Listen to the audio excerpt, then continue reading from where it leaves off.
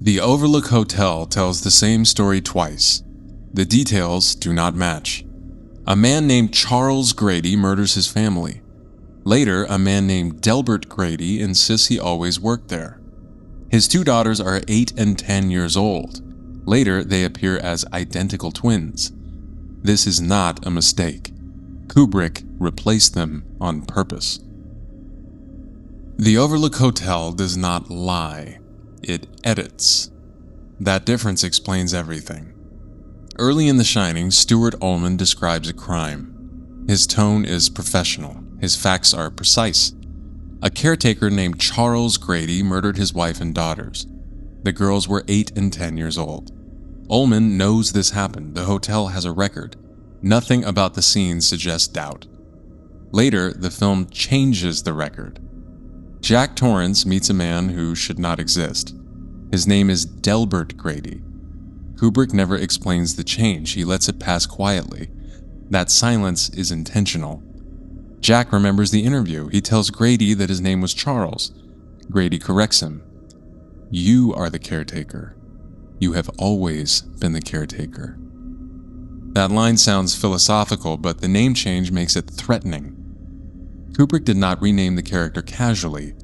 He replaced him. The daughters changed too.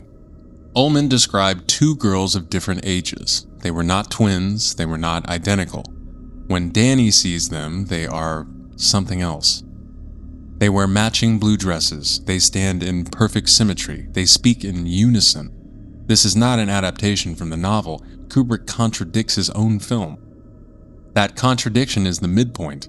This is where the film stops being haunted and starts being procedural. The Overlook is not showing memories, it's showing results. The twins do not behave like children. They don't fidget, they don't wander, they don't cry, they wait. Kubrick frames them precisely, centered, balanced, still. They look complete. They never mention their father. They never say his name. They do not speak about what happened. They say one thing: "Come play with us, forever." That word "forever" defines their condition. Now we return to Grady. Charles Grady existed in the outside world. Delbert Grady exists only inside the hotel. One identity belonged to history. The other belongs to the Overlook. Kubrick split the man in two. The bathroom scene confirms this shift. The space is sterile, red and white, no shadows. Grady speaks calmly, formally. He does not deny the murders, he reframes them. This is not guilt, it's compliance. And here is the escalation. The Overlook does not possess people. It replaces them once they align. Jack follows the same path. He arrives with a family, a past, a name.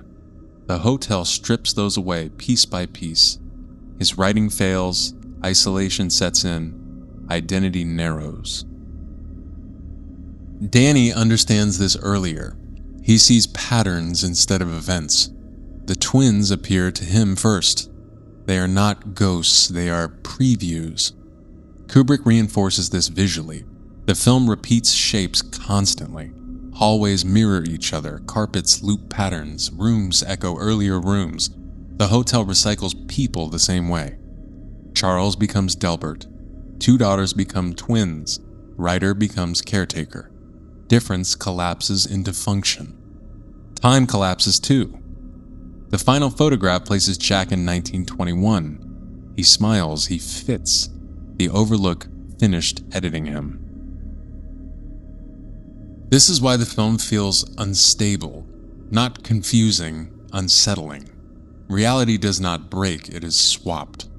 The twins are not decoration, they're evidence. They show what remains after replacement. Identity disappears. The role remains. Kubrick never explained this aloud. He lets the contradictions speak. Names change, ages change, faces remain.